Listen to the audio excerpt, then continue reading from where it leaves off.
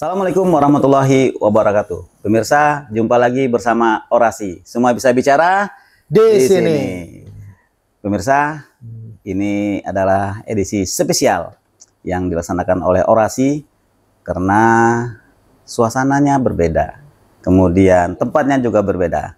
Tetapi yang tidak berbeda adalah wakil rakyatnya. Kita langsung sapa saja siapa beliau. Beliau adalah Bapak Insinyur ya, tapi Insinyur bakal dapat nih. Ya. Beliau adalah Bapak Haji Ipan Wirata MMMT. Beliau adalah Wakil Ketua DPRD Provinsi Jambi. Langsung saja kita sapa, apa kabar? Ya, Assalamualaikum warahmatullahi wabarakatuh. Selamat pagi. Dan kalau ditanya kabar, alhamdulillah. Kalau nengok mukanya gimana? Oh, fresh banget, fresh banget. Artinya kalau saya bilang saya tidak fresh, tapi saya bilang saya bahagia kan tidak juga pas.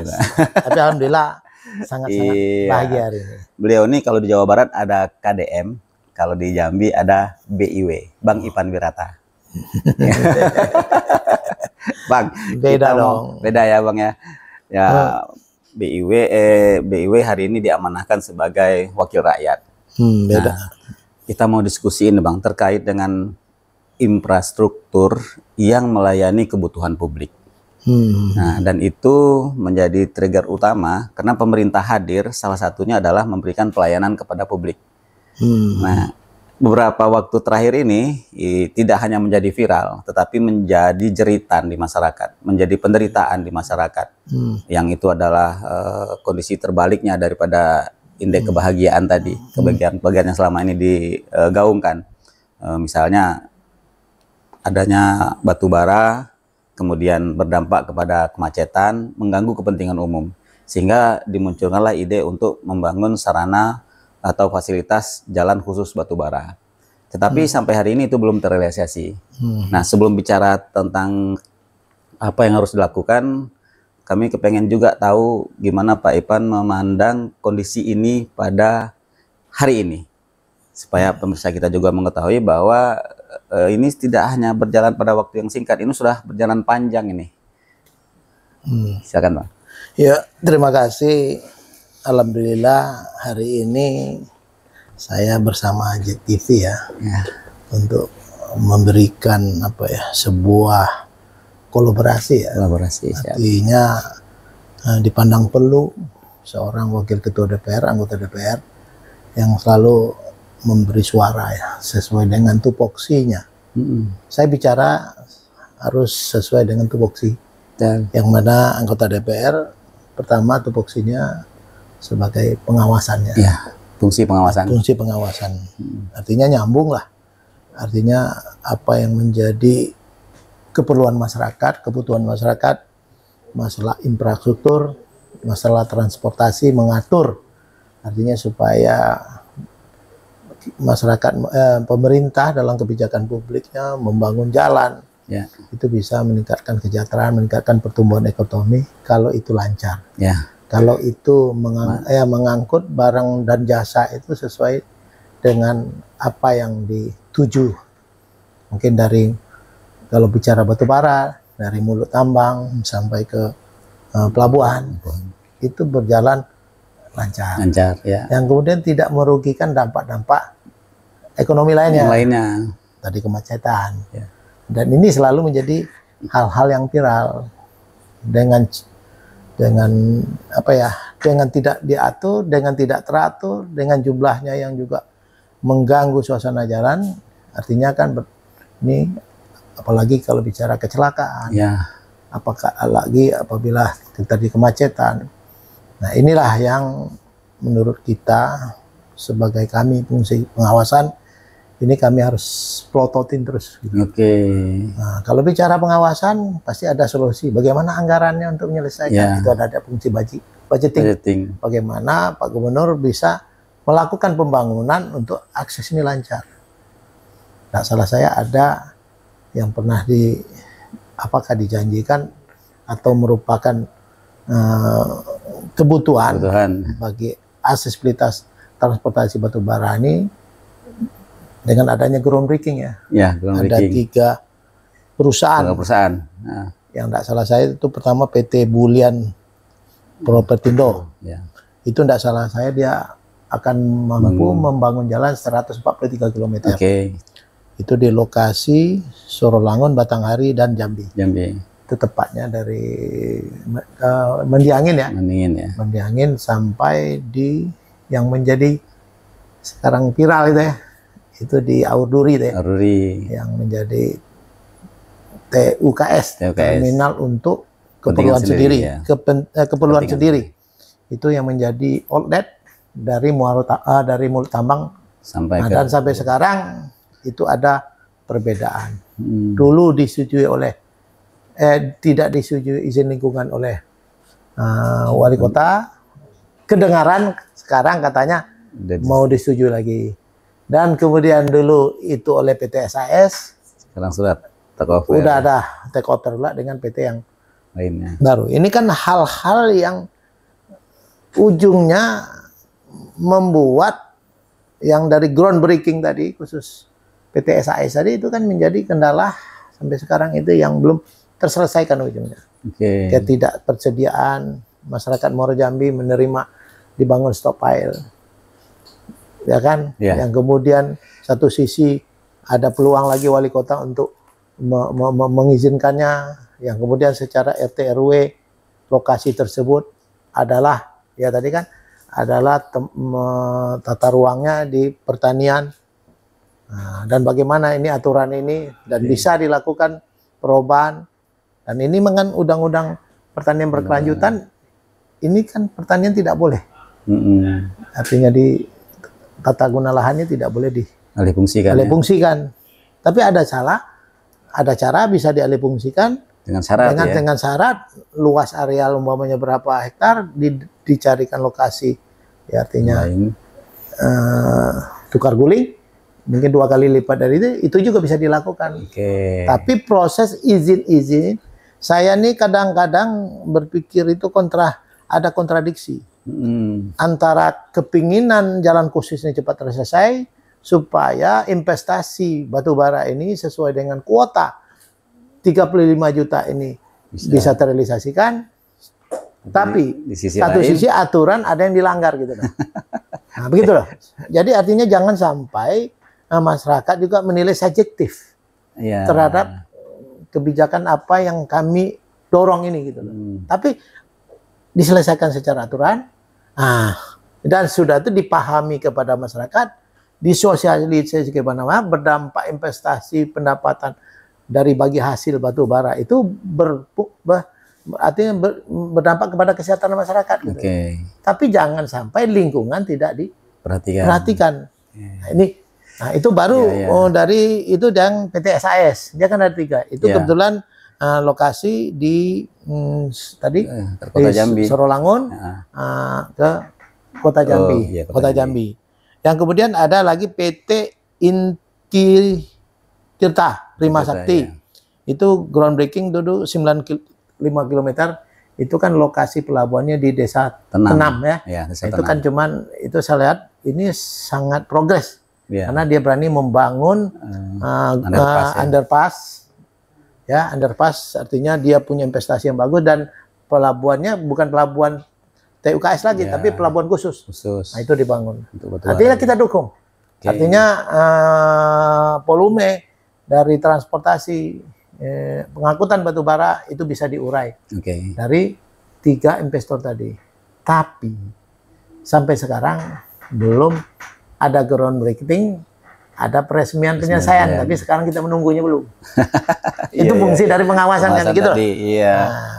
Tapi memang posisi BIW Bang Ivan Wirata ini memang sulit. Itulah tadi disampaikan, satu sisi kepengen investasi itu segera berjalan. Dan itu jumlahnya nggak sedikit, Bang. Nah, satu sisi ada aturan yang dilanggar. Objeknya sama. Nah, memang jangan sampai salah menilai ya masyarakat nanti dengan sikap yang diberikan. Tapi dari yang kita lihat bahwa itu sangat-sangat objektif. Karena kalau seandainya salah dalam memberikan penilaian, jangan sampai terkesan nanti legislatif berpihak kepada investor atau legislatif tidak berpihak kepada rakyat karena tidak mau menegakkan regulasi. Nah, pada posisi ini nyata itu, Bang ya. Walaupun pada posisi sulit. Walaupun pada posisi sulit. Yang apa yang dipertanyakan Bung Desi tadi, Artinya saya harus memberikan pemahaman kepada ya masyarakat Jambi lah. Oke. Kalau biasa bahasa apa ya? Mana dulu antara ayam dengan telur gitu. Itu susah jawabnya, Bang. Nah, susah jawabnya. Betul. Tapi apapun ini harus dikerjakan. Ya. Nah, jadi gini. Saya berpikir ya, memang gubernur ya, kita mohon maaf lah. Ya, saya senang lah kalau ada kebijakan murni turun ke dusun. Tapi setiap ke dusun langsung bisa berubah apa yang dijadikan masukan masyarakat kan gitu. Nah, menurut saya progres yang paling tercepat itu adalah bagaimana tadi jalan khusus bisa terselesaikan. Apapun makanannya botol sosor minum. Ini bukan kampanye ya, bukan iklan lah ya. Tapi kan ini ada hal yang ada filosofi di filosofi situ. yang kemudian bagaimana kalau pegadaian itu apa? Menyelesaikan masalah tanpa masalah. Ya. Kan itu. Ya. Jadi antara iklan apapun makanannya botol sosor minuman dengan pegadaian mencari masalah tanpa masalah. Mudah-mudahan hari ini dapat dua-duanya terjadi. Ya kan? Iya, betul. Apa yang saya berikan? Pengetahuan kepada masyarakat. Kita melihat ya dari tahun 2022 itu kita penghasilan untuk bagi hasil batu bara kita. Saya bicara angka-angka ya. Jadi apa korelasinya dengan nanti kenapa infrastruktur harus diselesaikan, kan gitu loh. Nah, kita bawa tahun 2022 itu total, artinya kita penghasilan kita grand total dari mulai iuran tetap, PHT, royalti dari batu bara itu sekitar 747 miliar total. Tapi bagi hasilnya kita itu sekitar 90 miliar lah, hampir 100 miliar. Ya, oke. Dan sampai 2024, ya ini kan saya tahun ke tahun, itu angkanya meleset angka seperti 80, turun lagi ke 80 penurunan miliar, ya untuk DBH. Turun 80 miliar DBH. Artinya sektor pendapatan APBD fiskal kemampuan daerah kita yang dikatakan 5 triliun di bawah itu dinamakan rendah. Dan kita pernah mencapai di atas 5 triliun sedang, tapi turun. Artinya itulah penurunan itu disebut defisit. Kan itu. Tapi kalau kita berpikir Jambi, kita tengok tetangga kita Sumatera Barat, cuman punya semen Padang, tapi angka APBD-nya di atas udah di atas kita. Artinya membanding ini bukan membanding ini untuk supaya kita punya daya saing yang tinggi lah. Kenapa mereka bisa, kenapa kita tidak bisa? Artinya pemimpin harus bekerja keras. Jihad, ya. Setiap pemimpin diminta bertanggung jawab apa yang dipimpin. Betul. Tapi kalau kita pemimpin omon-omon, indikatornya jelas. Dari mulai pertumbuhan ekonomi, angka kemiskinan, pengangguran, inflasi. Kan itu. Ini kan kebijakan-kebijakan yang melakukan kebijakan fiskal. Bagaimana mengatur penerimaan, mempotensi optimalkan penerimaan. Bagaimana kalau orang kaya itu apapun bisa dibelanja. Nah, jangan sebesar pasak daripada tiang. Untuk itulah kita fokuskan salah satu struktur dari produk domestik regional bruto kita yang tertinggi itu kan adalah pertanian, kehutanan, perikanan dan perkebunan. Yang nomor 2 adalah pertambangan. Nah, kita bicara hari ini pertambangan ya, dengan aksesibilitas transportasi tadi. Mungkin itu kan? Siap. Nah, jadi saya menyampaikan bahwa potensi DBH kita bisa akan tinggi apabila kuota 35 juta itu bisa dimaksimalkan. Sekarang kita mampu cuma di angka 12 juta. Artinya dianggap sepertiga. Betul nggak? Betul. Berarti kan harusnya 300% itu di angka 35. Sekitar kalau 100 miliar, kenapa kita bisa mencapai 300 miliar? Kalau 300 miliar, kalau guru-guru tadi demo minta penambahan gaji 1 juta, itu 50 miliar, kan clear. Betul. Tapi apa yang harus kita kerjakan? Clearkan dulu transportasi tadi, aksesibilitas batu bara. Langkah-langkah apa Bang yang harus dilakukan yang untuk mengklirkan itu tadi? Kalau saya jangan dijawab dulu, karena ada pesan-pesan yang mau lewat berikut ini. Ini tidak sabaran untuk menjawab. Pemirsa jangan kemana-mana, tetap bersama Orasi. Semua bisa bicara di sini.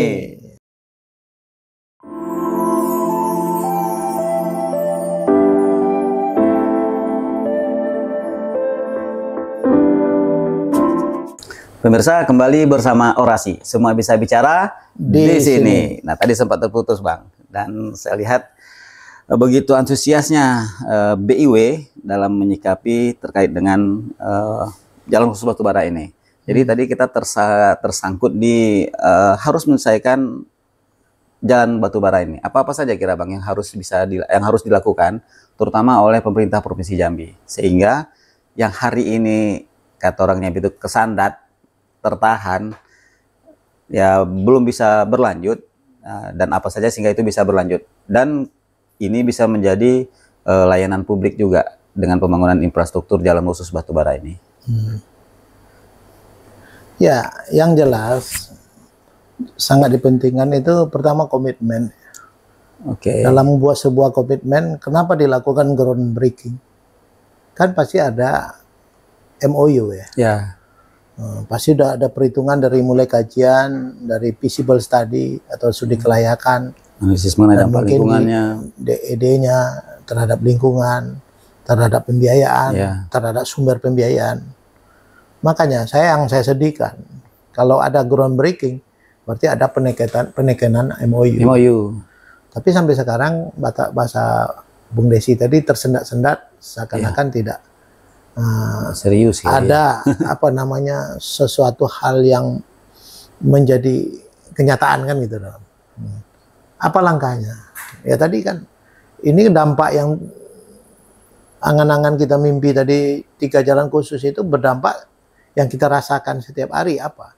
Terjadi kejadian jalan di public road kecelakaan karena mereka tidak tersedianya jalan khusus tadi kan. Kemudian udah ada kecelakaan di jalan darat dipindahkan ke lewat sungai kan gitu loh. Itu tujuannya mengatur transportasi untuk mengejar target kuota tadi. Batubara ini kan tidak boleh disimpan kan, ya kan? Segera. Nah, dia butuh waktu dan butuh jarak dan butuh tempat pelemparan kan gitu loh. Dan sampai sekarang ini kan belum teratur. Banyak hal terjadi pungli di jalan, ya terjadi ya macam-macam lah yang saya tahu bahwa ada ya apakah ormas, apakah ada raja-raja kecil, ya sudah tuh ya banyak masukan-masukan, ada pungutan-pungutan dan gini-gini. Ada kata-kata secara bawa niman, ada macet diatur, keluar duit dan bayar. Nah ini kan artinya persoalan ini enggak sampai sekarang itu kan belum terselesaikan. Berapa tingkat kecelakaan yang terjadi. Makanya saya minta kepada pemerintah sebagai fungsi saya pengawasan betul-betul serius. Betul-betul Pak Gubernur turun lah. Di mana titik masalahnya, ajak berkolaborasi dengan pemerintah daerah. Nah, di sini juga ada mengatur transportasi, ada dinas perhubungan, ada balai transportasi, dari Kementerian Perhubungan. Nah, dudukkan. Yang kemudian 3 investor ini ditanyakan betul. Ya, nah, memang ada problem izin lingkungan yang buat TUKS yang ada di Auduri artinya di Kota Jambi, antara boleh atau tidak, dudukkan lagi. Yang kemudian masyarakat mengatakan bahwa kalau dibangun di situ, di stockpile itu dibangun akan ramah lingkungan, akan dibangun CSR-nya sekolah pendidikan dan RTH ruang terbuka hijaunya supaya yang kemudian tadi ada compare dari transportasi dimasukkan ke kapal, ada jetinya, yang kemudian stockpile ini cuman sementara batu baranya dan tidak akan pengaruh terhadap lingkungannya, terhadap ada di situ bangunan intek PDAM. Nah, jaminan-jaminan itu yang bisa ngomong itu gubernur. Jaminan-jaminan kepastian masyarakat itu nyaman itu yang bisa ngomong bupati. Nah, kalau umpamanya 3 daerah di situ Muara Jambi terdampak, ya panggil Bupati Muara Jambi. Yang udah wali kota pastikan kamu setuju atau tidak. Nah, yang kemudian sekarang kan ada lagi, ada apa ya, diambil alih dengan perusahaan, take over lagi. Artinya kan ini TBK, perusahaan yang harus penanam sahamnya rakyat. Kalau tahu ini terkendala, akan jadi presiden ditarik lagi gitu loh. Jadi investasi ke Jambi lagi terkendala lagi. Akhirnya apa? Dampak kuota DBH dari batu bara yang harus 300%, kita menikmati cuma 100%. Nah, dan tingkat kerusakan jalan di public road ini juga berdampak lagi penganggaran di APBD lagi gitu loh. Berarti menggerogoti APBD lagi ya. Kayak lingkaran setan gitu loh. Nah, maka harus menjadi pemimpin yang betul-betul aparatur yang dibawa gubernur betul-betul memang butuh fokuskan betul. Kalau sebelum selesai saya rasa nggak bisa makan, nggak bisa hidup gitu. Harusnya begitu. Nah, gitu loh. Kita lihat KDM.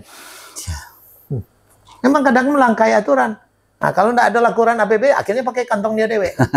Iya. Karena dia betul-betul dia menengok bagaimana rakyatnya. Jangan sampai bahasanya indikator kebahagiaan paling tinggi, bagian di mana gitu.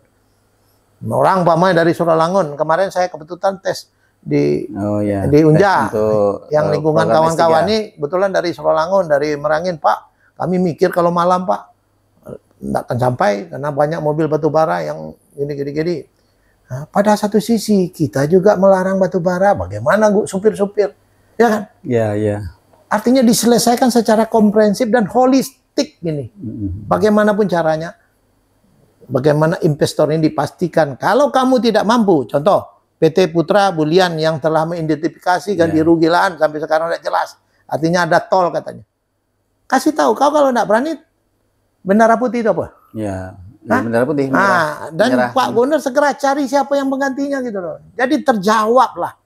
3 jalan tol kalau memang tidak bisa dimulai awal 2024, akhir 2003, saya jamin ke depan saya ganti orangnya dan saya yakinkan clear and clean. Kan itu yang ditunggu masyarakat. Betul. Nah, baru tadi ada langkah lagi berikut. Kita kan tahu 35 juta kuota dari kementerian. Coba kalau dibagi lewat sungai dalam 12 bulan, berapa bulan? Anggaplah ini alternatif 1 sungai. Berapa di 35 juta itu volumenya melewat sungai? Yang melalui sungai, Makanya kami punya ini perda inisiatif tata kelola dalam rangka pengaturan transportasi lewat sungai. Ini akan dibuat inisiatif DPR. Supaya apa? Sudah dibahas Bang ya? Udah dibuat kan, ada disampaikan untuk perda kita 2026. Kalau ini diatur mulai dari contoh apa yang menjadi kendala lewat sungai? Numbur pender. Jembatan. Nah, kita harus menghitung berapa jarak antara pender ke pender. Kalau 60, kalau 60 meter umpama.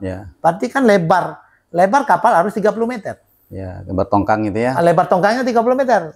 Itu dicantumkan di peraturan daerah. Ya kan? Yang kemudian bisa mencari kontribusi retribusi pendapatan. Dibikin pos-pos penjaga. Umpamanya atau 200 meter sebelum atau 1 kilo sebelum jembatan. Dicek dulu. Mana? Pilotnya tuh apa? Nakoda kapalnya. Tengok, dicek narkoba enggak? Ya kan seperti itu. Yang kemudian apa lisensinya, apa SIM-nya, pernah enggak dia bawa? Itu. Karena kita tidak pernah merencanakan untuk mendesain jembatan. Itu berpikir suatu saat kan ada yang lewat sumber daya alam untuk mengangkut jumlah batu bara sebanyak ini tidak pernah diprediksi gitu. Tapi terjadi sekarang, maka kita baru kita buat regulasinya. Termasuk lebar. Dan yang kemudian untuk penggiringan kapal tadi, ponton tadi harus ada tackboard. Navigatornya. Berapa biji? Apakah 1 di depan, di samping yang menggiring masuk itu. Ini kan cost. Nah, termasuk batu bara ini mau enggak membayar ongkos dengan biaya-biaya seperti ini. Termasuk retribusi tadi. Pendapatan daerah dapat. Pengaturan juga baik. Sudah batu bara keluar. Tidak ada lagi menabrak-nabrak pender. Nah, juga sampai menabrak lagi apa namanya tambak ikan. Nah, itu. Berapa ekonomi orang rusak agar ini gitu. Nah, artinya kalau pikir ini batu bara nih menjadi bobok, tidak ada untungnya. Padahal juga kalau tidak di investasi ini kita empatkan, kita produksi kan merugi juga. Contoh supir, contoh pendapatan orang yang kerja di ini. Artinya tetap investasi kita jaga, ya enggak? Aturan kita jalankan. Nah, artinya makanya kalau belum ada kekosongan aturan, itulah kita buat dengan peraturan Perda tadi. Kalau kami legislatif udah siap untuk mengawal fungsi pengawasan kami, budgeting kami, legislasi kami untuk mendukung bagaimana investasi ada di Jambi ini maju.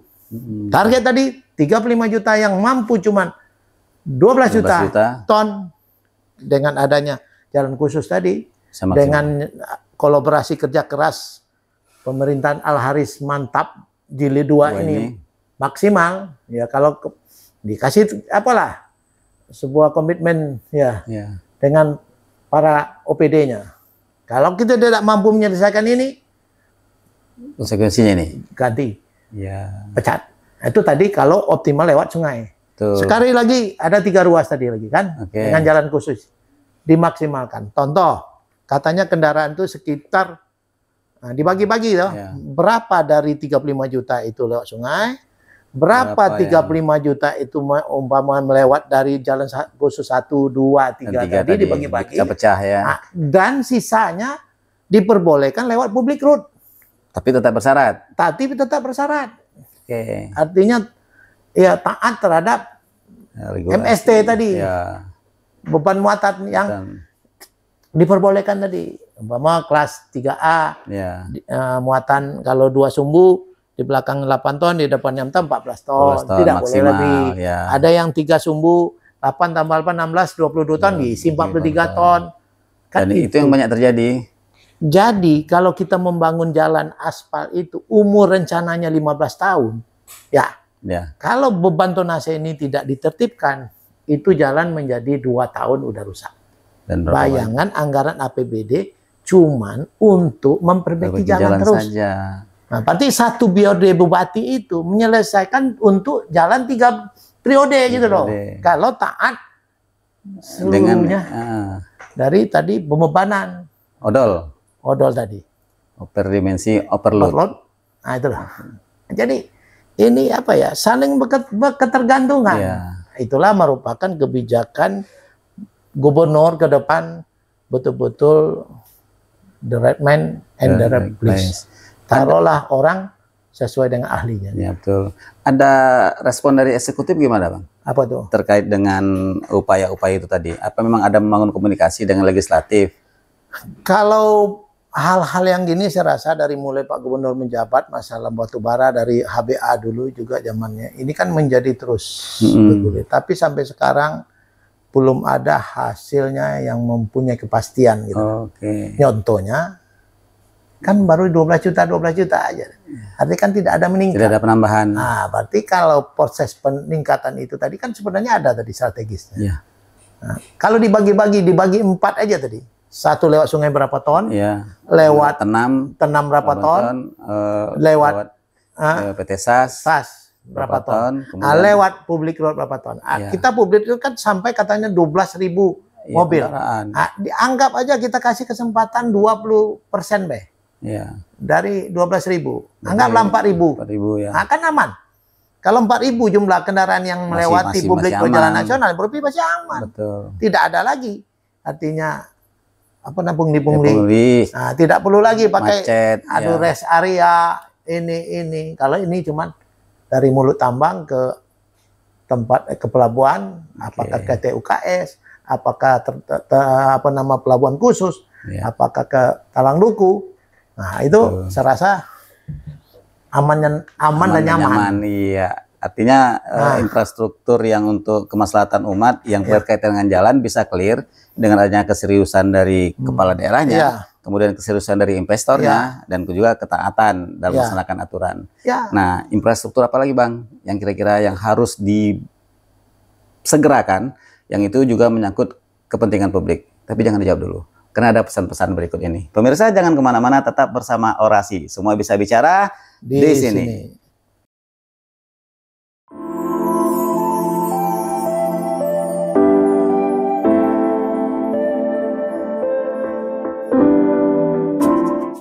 Pemirsa, kembali bersama Orasi. Semua bisa bicara di sini. Nah, ini yang perlu kita kupas sedikit nih Bang. Tadi terkait dengan investor, pihak luar yang berinvestasi di Jambi.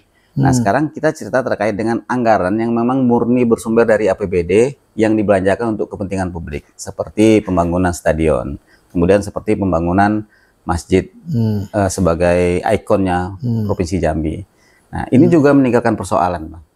Nah, ini gimana, Bang, cara menyikapinya dan apa yang harus dilakukan sehingga ini tidak terjadi? Dan kejadian beberapa hari terakhir ini kan menjadi viral, dan yang menjadi uniknya di situ adalah masyarakat yang berbicara langsung, bukan dalam konteks pengawasan, bukan dalam konteks kontrol, tapi masyarakat yang sudah langsung menyampaikan kepada publik, ini loh kejadiannya, ini loh yang jadi masalahnya, dan itu langsung menjadi viral di media sosial dan di tengah-tengah masyarakat. Semua orang se-Jambi tahu kejadiannya seperti ini. Jadi ya namanya kita menjadi pejabat publik ya, itu yang jelas kita siap untuk menerima kritikan. Dalam rangka orang memberi kritik itu dalam rangka memberi masukan, ingin lebih maju, ingin lebih berubah, kan gitu kan. Tadi kita membangun kebijakan yang dilakukan oleh kebijakan yang strategis lah. Ya, yang dibuat oleh Pak Gubernur dengan anggaran 1,2 triliun di periode pertama dengan kontrak multi-years, kan itu kan? Iya, betul. Itu ada membangun 2 ruas jalan ya, termasuk dari Simpang Suak Kandis, dari Kasang Pudak Simpang Suak, Desa Pudak Simpang Suak Kandis, ya. Yang kemudian ada juga di Tanjung Barat, ya kan? Yang kemudian ada pembangunan stadion di Pijoan. Yang kemudian ada pembangunan Islamic Center. Ini proyek strategisnya Pak Gubernur di periode pertama.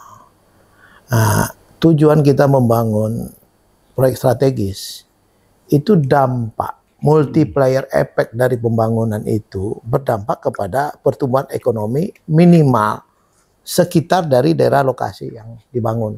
Terdekat ya. Ya. Dalam proses pembangunan strategi itu kan ada kajian.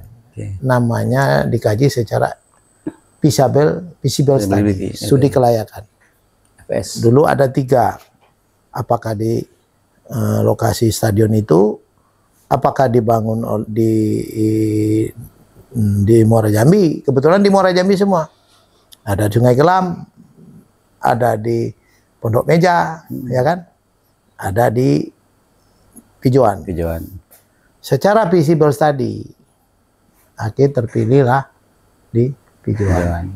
Nah, rencana dari pembangunan stadion tersebut itu kapasitas penontonnya itu secara full design. Kan kita mendesain secara full design. Apa yang dikatakan full design? Itu membangun secara multi-years ya dengan kapasitas 20.000 penonton tadi. Itu tuh. Terpilihlah lokasinya dengan pertimbangan jarak, pertimbangan umpama terbangun ekonomi baru. Artinya stadion itu dibangun selesai, dilakukan event-event, mana tahu di suatu saat itu ada PON misalnya di Jambi, ya. Kan gitu. Artinya penontonnya 20.000. Ya. Nah, kalau penonton 20.000 berapa aqua yang terbeli? Berapa transportasi ke sana? Berapa banyaklah ekonomi bergerak? Kan itu tujuan dari outcome tadi. Benefit manfaat dari. Nah, kita tengok sekarang. Kenyataan katanya dalam pelaksanaan dilakukanlah adendum dan terselesailah stadion tersebut dengan kapasitas termasuk LHP dari BPK itu sekitar 7.000 atau 8.000 penonton. Separuh apa? Kenapa? Sepertiga. Karena sekarang bisa dipakai dengan catatan. Kan rencananya kan pembangunan itu tribunnya 4. Ya. Jadi keliling. Keliling kan? Seluruhnya keliling. Tapi dengan kemampuan anggaran, cuman dibangun tribunnya satu. Berarti ada pengurangan tiga tribun lagi yang belum. Artinya penonton. Itu pun belum bisa digunakan karena harus penambahan biaya untuk membangun satu tribun tadi. Kan gitu loh. Ya.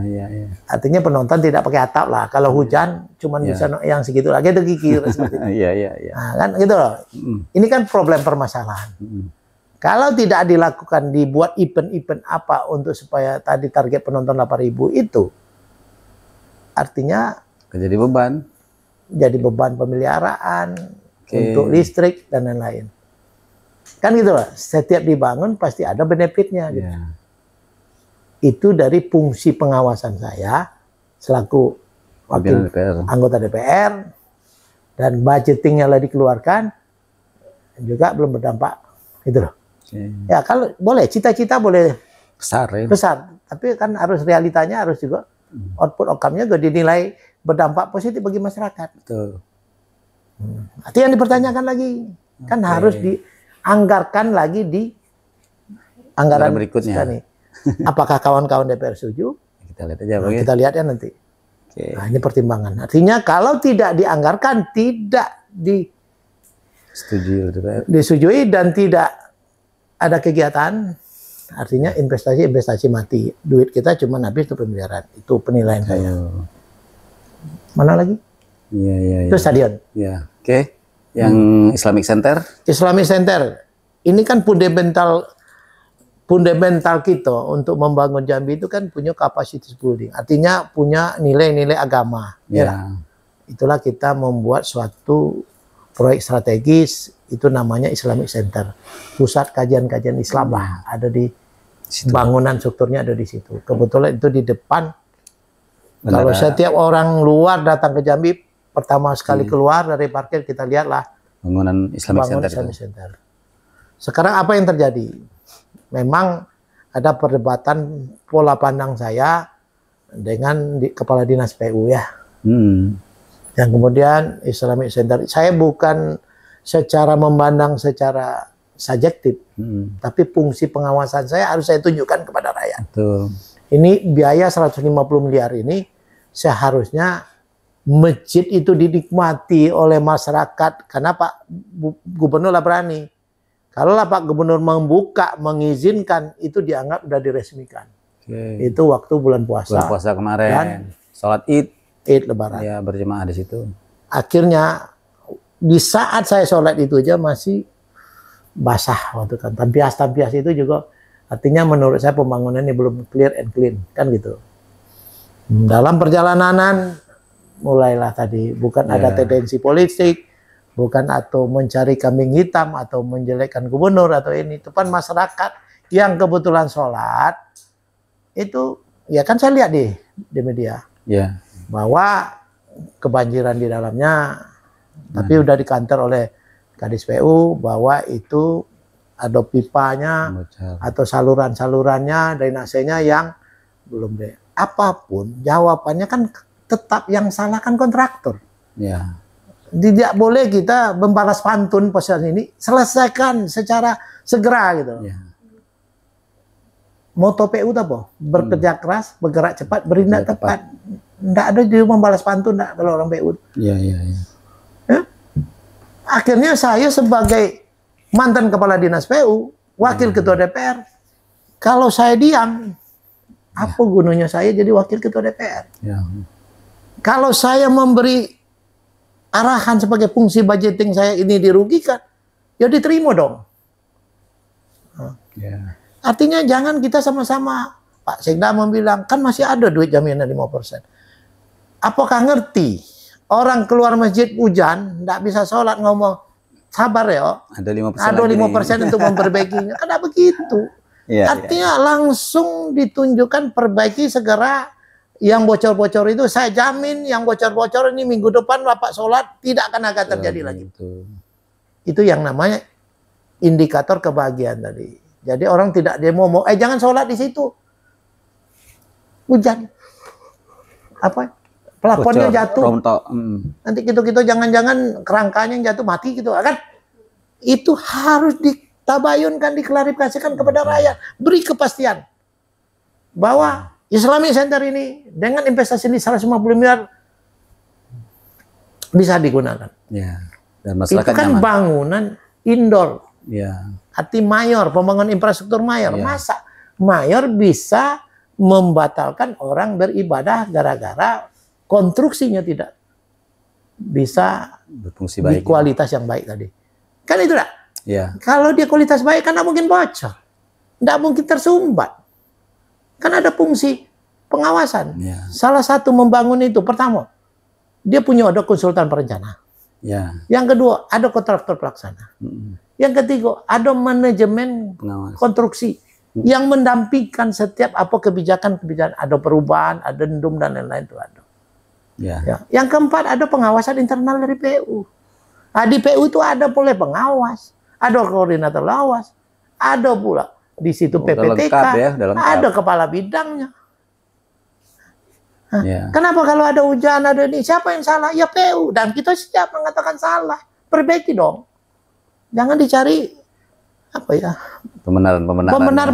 Udah, saya salah. Jepang itu, kalau dia tahu salah, arah kiri dia. Ya. Ya. Oke. Nah, saya pengennya, ya sumber daya manusia yang ada di Jambi ini, jangan alergi terhadap kritik. Kritik itu kita anggap ada kan kita katakan mau lebih bau madu dengan gula kan artinya jamu. Nggak jamu kan. Kalau kita mana lebih mau jamu daripada sirup. Lebih enak jamu pahit sehat daripada sirup. Sakit gigi sudah itu. Sakit gigi jadi kencing manis dan lain-lain gitu. Artinya kritik itu anggaplah tadi seperti jamu tadi. Ya pahit tapi walaupun baik tapi menyehatkan. Artinya membuat kita berubah, lebih maju dengan atas kritik. Jadi itu aja saya minta kepada Dinas PU dan jajarannya dan juga Pak Gubernur. Nah, maksud saya mengkritik ini kita sama-sama memberikan menjelaskan kepada masyarakat bahwa Islamic Center ini investasi 130 miliar ini butuh-butuh ditunggu masyarakat, butuh-butuh dinikmati masyarakat dan terhadap tingkat ketakwaan kita masyarakat Jambi dengan adanya masjid yang sangat besar, dilakukan event-event, umpama setiap bulan ada Abdul Somad, mungkin setiap bulan ada tabligh akbar, dilakukanlah di situ, ramai yang datang, tapi tidak sampai jangan Pak Abdul Somad pas pidato kena tetes air dari atas, kan itu loh. Nah, begitu juga apa kegiatan-kegiatan yang mau, umpamanya diklat pendidikan pegawai syara, diklat dai-dai. Bagaimana cara dai-dai diberi pengetahuan, ditablikkan supaya dia bisa ini optimalisasi pendapatan pegawai dai-dai bersosialisasi. Kamu bayar pajak kendaraan bermotor supaya pendapatan kita tinggi. Nah, itu artinya ada tablik-tablik yang didiklatkan untuk meningkatkan potensi pendapatan kita dengan suara-suara. Kamu kalau tidak bayar pajak kendaraan, kamu masuk neraka. Yang menyampaikan dai. Dibuatlah di kajian Islamic Center itu dibuatlah tempat-tempat diklat di situ. Jadi berfungsi.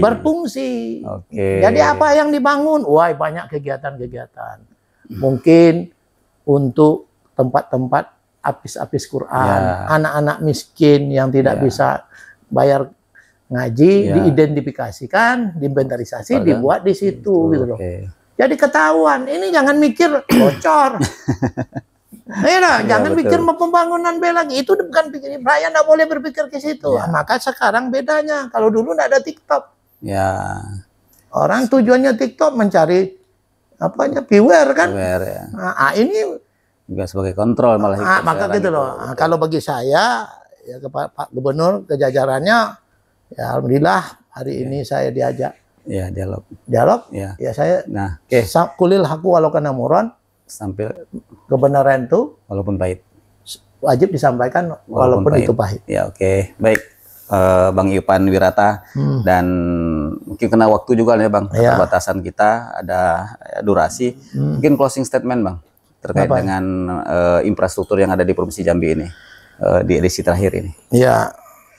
Artinya ya kata-kata closing statement ya. Artinya sebuah tablik atau penyampaian menghimbau lah.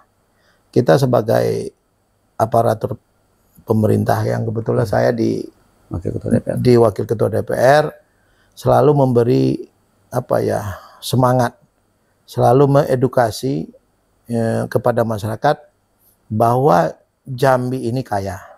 Ya. Apa yang tidak punya Jambi? Sumber daya alam apa yang tidak punya Jambi? Ya. Coba kita lihat 11 kabupaten kota. Punya migas, 6 blok minyak, yang ada PI 10%. Ya, itu triliunan duitnya. Yang kedua, kita punya hutan. Ya kan? Kita punya hutan, baik punya hutan industri, baik hutan lindung, ya tak?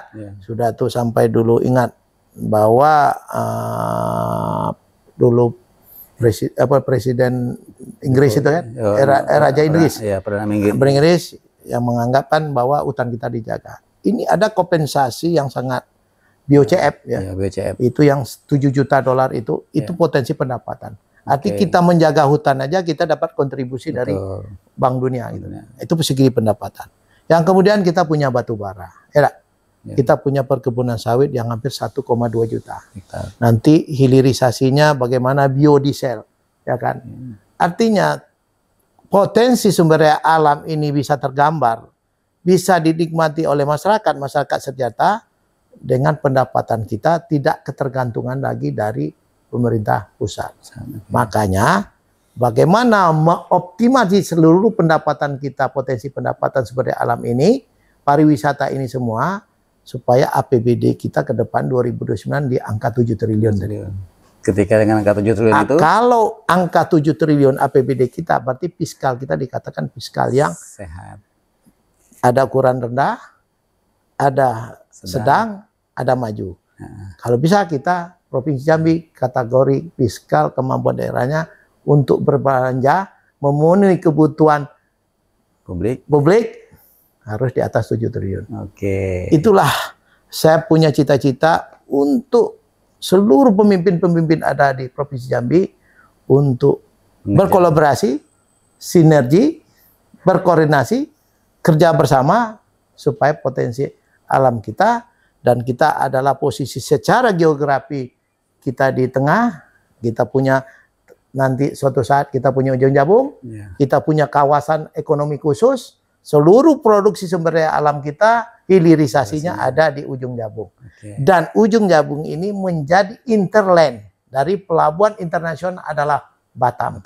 Karena lautnya adalah daerah Alki 1. Tidak ada yang mengatakan Jambi tidak punya potensi ke depan akan lebih maju dan berdaya saing.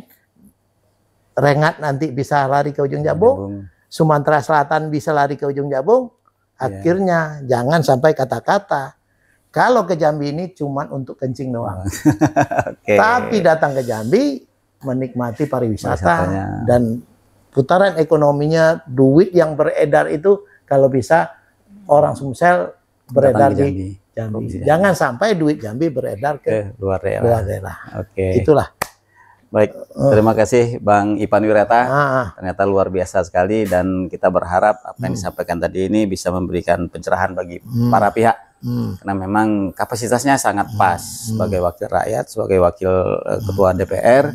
Nah, kemudian juga punya pengalaman di bidang teknis, terutama di infrastruktur. Tentunya ini menjadi baik kalau seandainya ini disampaikan kepada publik. Terima kasih Bang, salam sehat, selamat beraktivitas. Karena waktu jualah yang membatasi kita dan mungkin kita harus mengakhiri diskusi kita pada hari ini. Pemirsa, pembangunan infrastruktur di Provinsi Jambi, baik yang bersumber dari investor ataupun yang bersumber dari APBD, itu harus berjalan baik. Dan itu harus digunakan sepenuhnya untuk kepentingan publik. Dan ini jangan sampai disalahgunakan. Tetap bersama Orasi Semua Bisa Bicara di sini. Saya akhiri dengan wabillahi taufiq wal hidayah. Wassalamualaikum warahmatullahi wabarakatuh.